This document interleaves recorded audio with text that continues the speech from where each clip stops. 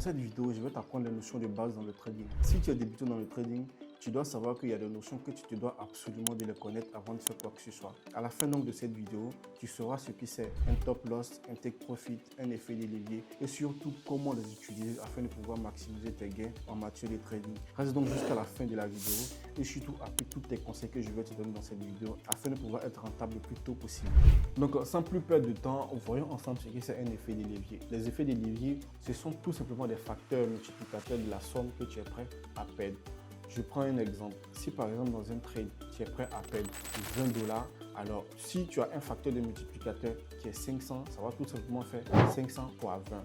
Donc du coup, avec l'effet de levier 500 $, tu peux utiliser 20 $ afin de pouvoir rentrer sur le marché. Sinon, sans cet effet de levier, tu ne pourras tout simplement pas trader avec des 20 $.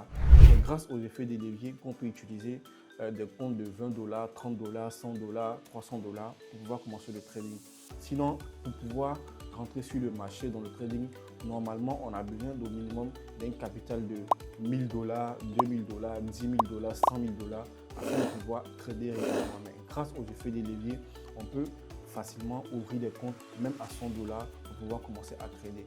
Donc les effets des leviers sont un facteur très important. La deuxième chose que je voulais partager, c'est que les effets des leviers, il y en a plusieurs types. On a des effets 1 300, 1 200, 1 500, 1 1000, 1 2000. Mais généralement, l'effet des leviers qui est le plus conseillé, c'est le 1 500. Le 1 500, il est le plus utilisé simplement parce que c'est une valeur intermédiaire. C'est pas trop haut, c'est pas trop bas. Donc si tu dois commencer le trading et que tu es amené à choisir un effet de levier, prends tout simplement le 1 500. La deuxième notion que nous allons voir, c'est les lots. C'est quoi un lot? Il faut savoir que le lot, simplement, c'est le volume de ton capital mis en jeu après effet de levier. Donc, le lot va représenter le volume. C'est-à-dire, si tu es prêt, par exemple, à risquer 2% de ton capital, donc ton lot va représenter ces 2%-là.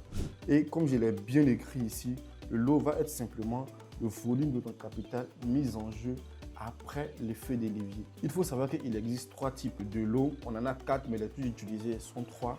On a le micro-lot, le mini-lot et le lot standard. Nous allons voir la différence qu'il y a entre ces différents lots-là. On va commencer par le micro-lot. Le micro-lot, normalement sur le marché, correspond à 1000 $. Okay, donc le micro-lot correspond à 1000 $. Et un micro-lot, ça correspond à 0,01. Donc si quelqu'un dit j'ai pris un micro-lot, la personne veut dire simplement qu'il a pris une position de 0,01. Deux micro-lots, ça va faire 0,02, comme je l'ai écrit ici. Donc tu dois savoir que lorsque tu choisis un micro-lot, c'est-à-dire 0,01, un pips, ça va correspondre à 1 $. Donc, pour celui qui choisit un micro-lot, chaque pips qu'il perd, cela va correspondre simplement à 1 $ qu'il est en train de perdre. Et chaque pips gagné, ça va correspondre simplement à 1 $ de gain. Donc, ça, c'est pour le micro-lot. Pour le mini-lot, il faut savoir aussi que le mini-lot correspond à 10 000 $ sur le marché. Voilà, comme je l'ai mis ici. Le mini-lot va correspondre à 10 000 $ et que un mini-lot, ça fait 0,1. Si quelqu'un te dit que j'ai pris une position de 1 mini-lot, ça veut dire simplement que la personne a choisi un lot de 0,1. Deux mini-lots, ça va faire 0,2. 3 mini-lots, ça va faire 0,03. Et sur le marché, lorsque tu prends un mini-lot, un pips va correspondre à 10 $. Donc, dans le micro-lot, on a vu qu'un pips, c'était 1 $. Dans le mini-lot, un pips, ça va correspondre à 10 $. Ici, je me suis trompé et je voulais écrire un pips. Après, maintenant, on a le lot standard. Donc, le lot standard sur le marché correspond à 100 000 $ et que un lot standard correspond à 1. Deux lots standards correspondent à 2.